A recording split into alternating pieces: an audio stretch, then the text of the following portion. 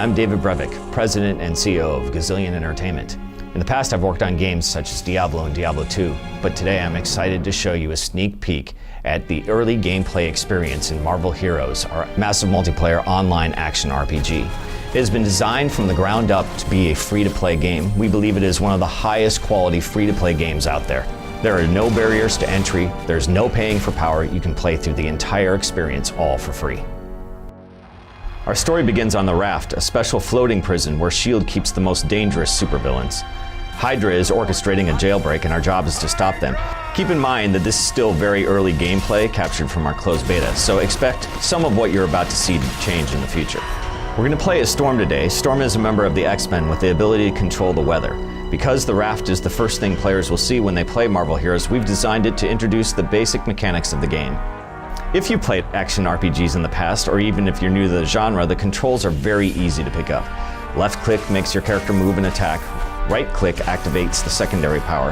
As your character gains experience and levels up, you will gain access to new powers and new abilities that allow you to customize your hero according to your playstyle.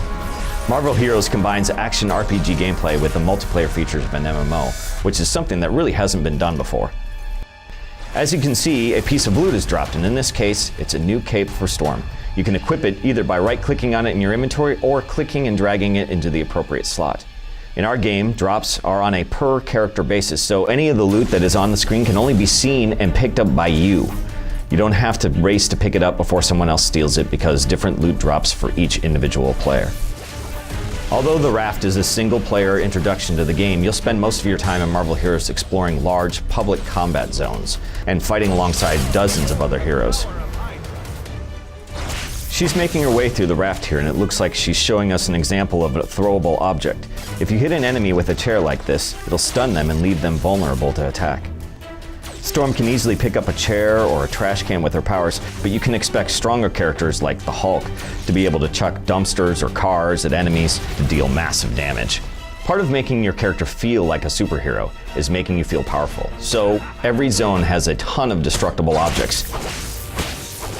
So if you look on the right side of the screen here, you'll see that we have a number of mission objectives. In order to help these S.H.I.E.L.D. agents get the Raft back under control, we've got to reactivate the security system, restore the main power grid, and lock down all the cells to stop the prisoners from escaping.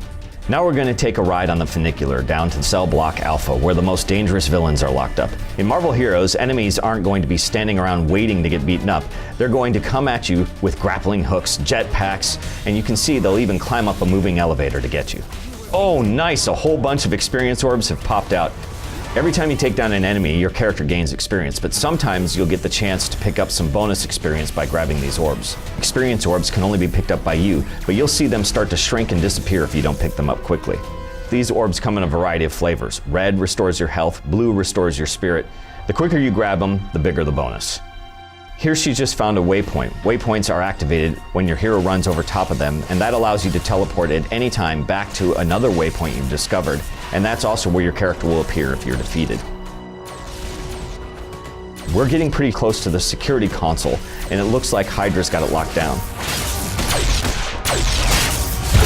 True power. Storm takes them down, and now S.H.I.E.L.D. should have access to the Raft security systems again.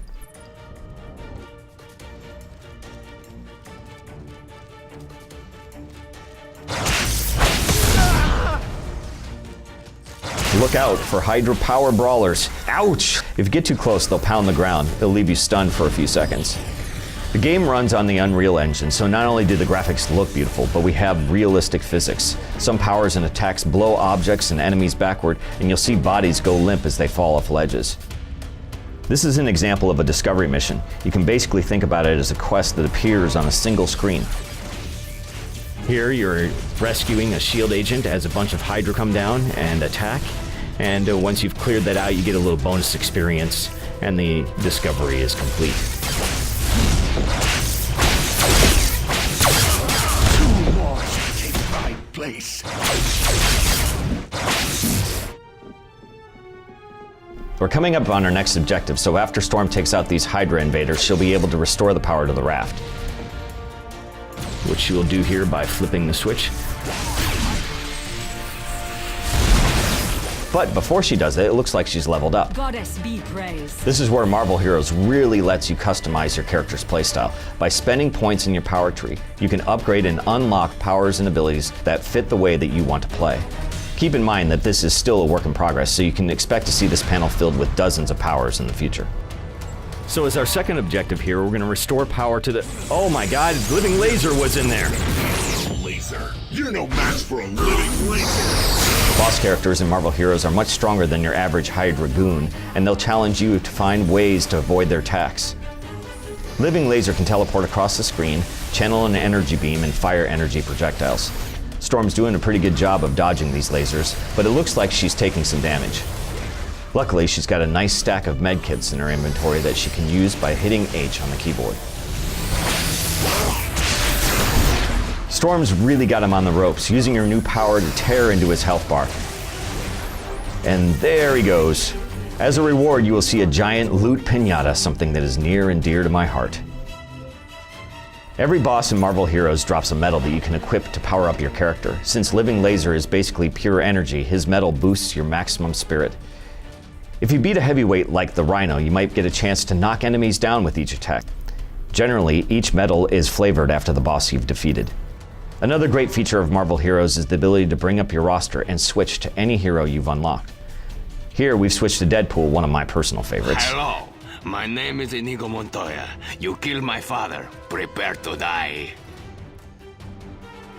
As you can see here, we have a few ready-made costumes to choose from.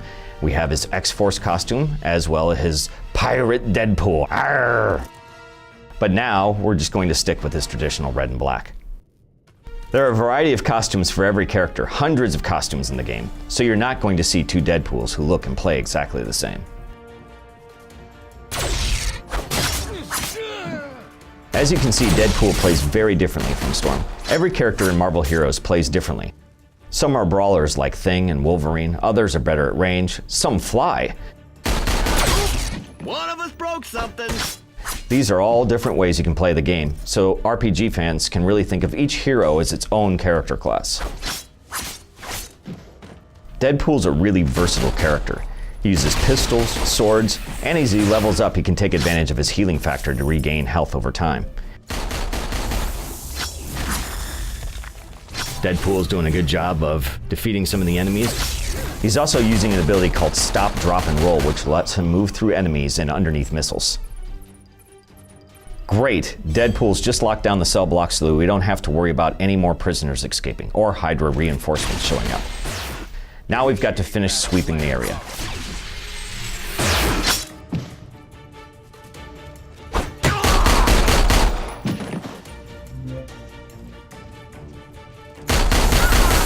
It looks like Deadpool was just about to get smashed by that power brawler, but his stop, drop, and roll ability briefly stuns the enemy, so it's great to use when you see the bad guys winding up for a powerful attack. Uh-oh, that's not good. Eddie Brock managed to get out of his cell before we could initiate the lockdown, and it looks like he's being infested by the Venom symbiote. We'll probably have to fight him later in the game. One of the great things about this game is that we've got access to thousands of characters from the movies and comics. You're going to be picking up missions from NPCs like Professor X, Agent Coulson, and here it looks like Maria Hill needs our help. Green Goblin is still on the loose, and he's standing between these SHIELD agents and the exit.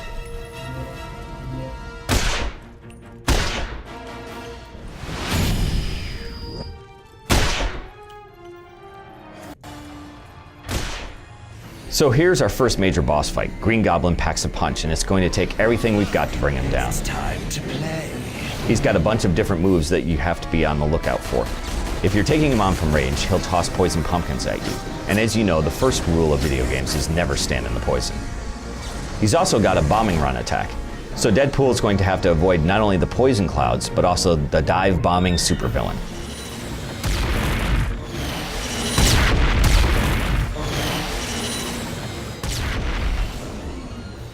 Get too close and he'll knock you back with an energy shock.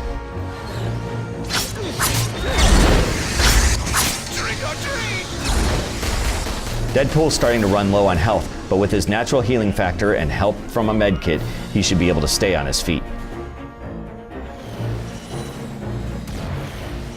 You'll see Deadpool attacking with his swords to stack a bleeding effect on Green Goblin, which you can see up by his health bar. But when he tosses a pumpkin bomb, Deadpool can roll safely to attack with his pistols at range. Deadpool's got him on the ropes, nicely done, and that does it for Green Goblin, and the raft is now secure. We hope you've enjoyed this early glimpse at Marvel Heroes. For more information and to sign up for the beta, please go to marvelheroes.com. I hope to see all of you in the game when we launch in 2013. Thanks so much for watching.